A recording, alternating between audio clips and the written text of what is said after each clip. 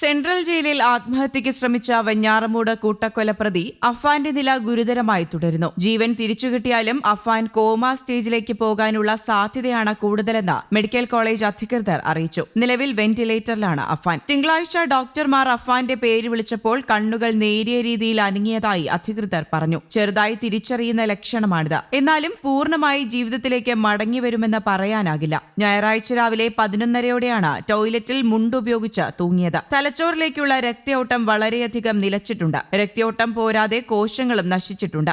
ഇതുമൂലം തലച്ചോറിൽ വലിയ രീതിയിൽ ക്ഷതമേൽക്കാം. കൃത്യമായ ഇടവേളകളിൽ MRI സ്കാനുകൾ എടുത്ത് പരിശോധിച്ചാൽ മാത്രമേ എത്രമാത്രം ക്ഷതം തലച്ചോറിൽ സംഭവിച്ചു എന്നറിയാൻ സാധിക്കുകയുള്ളൂ. ഇതിന്റെ അടിസ്ഥാനത്തിലാണ് തുടർ ചികിത്സ.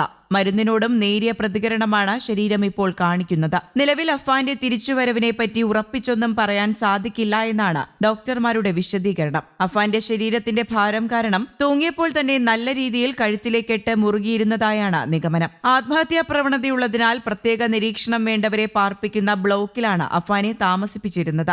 അഫാനടക്കം 2 പേർ മാത്രം ഒരു സെല്ലിൽ. സഹതടവുകാരനോട് അഫാനെ നിരീക്ഷിക്കാൻ ചുമതലപ്പെടുത്തിയിരുന്നു. ഞായറാഴ്ച ആയതിനാൽ രാവിലെ 11-ന് ബ്ലോക്കിൽ തന്നെയുള്ള പ്രത്യേക മുറിയിൽ TV കാണാനുള്ള സൗകര്യം ഒരുക്കിയിരുന്നു. അഫാനെ നിരീക്ഷിക്കുന്ന സഹതടവുകാരൻ ഫോൺ ചെയ്യാൻ പോയപ്പോഴാണ് അലക്കി ഉണങ്ങാനിട്ട മുണ്ടെടുത്ത ശുചിമുറിയിൽ കയറി അഫാൻ ആത്മഹത്യയ്ക്ക് ശ്രമിച്ചത്. ജയിൽ ഉദ്യോഗസ്ഥർ പ്രാഥമിക ശുശ്രൂഷ നൽകിയ ശേഷം മെഡിക്കൽ കോളേജ് ആശുപത്രിയിലെത്തിച്ചു. കുറ്റപത്രം സമർപ്പിച്ച് വിചാരണ തുടങ്ങാൻ പ്രതിയുടെ സാന്നിധ്യം ആവശ്യമാണ്. ഓർമ്മശക്തി നഷ്ടമായാൽ വിചാരണയെ മറ്റ് ബാധിക്കും. അതേസമയം അഫാൻ ചെയ്തതിന്റെ ഫലം അവൻ തന്നെ അനുഭവിക്കട്ടെ എന്നാണ് പിതാവ് അബ്ദുൾ റഹീം പ്രതികരിച്ചത്. കൂട്ടക്കൊലപാതക കേസിലെ പ്രതി അഫാന്റെ ആത്മഹത്യാശ്രമത്തിൽ പ്രതികരിക്കുകയായിരുന്നു അബ്ദുൾ റഹീം. എന്താണ് ചെയ്തതെന്ന് അഫാന് കൃത്യമായി അറിയാമല്ലോ. അതിൽ കൂടുതൽ മറ്റൊന്നും പറയാനില്ലെന്നും അദ്ദേഹം പറഞ്ഞു. മാതാവ് ഷമി ആശ്രയ കേന്ദ്രത്തിൽ നിന്ന് ആഴ്ചകൾക്ക് മുൻപാണ് വെഞ്ഞാറമൂട്ടിലെ ബന്ധുവീട്ടിലേക്ക് മാറിയത്. മാതാവിനെയും സഹോദരനെയും മകനെയും കൊല്ലുകയും ഭാര്യയെ ആക്രമിക്കുകയും ചെയ്ത അഫാനോട് ക്ഷമിക്കില്ലെന്ന്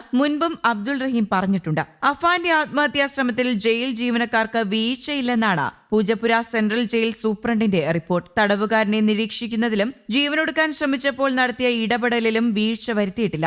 ശുചിമുറിയിൽ കയറി വാതിലടച്ചതിൽ അസ്വാഭാവികത തോന്നിയപ്പോൾ ജീവനക്കാർ ഇടപെട്ടു. വാതിൽ ചവിട്ടി തുറന്നപ്പോൾ നിലത്ത് കാലുകൾ മുട്ടിയ നിലയിലായിരുന്നു. ഉടൻ ആശുപത്രിയിൽ എത്തിച്ചതിനാലാണ് ജീവൻ നഷ്ടപ്പെടാതിരുന്നതെന്നും ജയിൽ സൂപ്രണ്ട് വകുപ്പ് മേധാവിക്ക് നൽകിയ റിപ്പോർട്ടിൽ വ്യക്തമാക്കുന്നു. സഹോദരൻ അഹ്സാൻ, സുഹൃത്തായ ഫർസാന, പിതൃസഹോദരൻ അബ്ദുൽ ലത്തീഫിന്റെ ഭാര്യ സാജിദ ബീവി, പിതൃമാതാവ് സൽമ ബീവി എന്നിവരെ അഫാൻ തലക്കടിച്ച് കൊലപ്പെടുത്തിയെന്നാണ് കേസ്. കേരളം നടങ്ങിയ ആ കൂട്ടക്കൊല നടന്ന് 91-ാം ദിവസമാണ് അഫാൻ ആത്മഹത്യയ്ക്ക് ശ്രമിച്ചത്. ഒരു കേസിൽ കഴിഞ്ഞ ദിവസം കുറ്റപത്രം സമർപ്പിച്ചിരുന്നു. News desk, Kerala Kaumudi.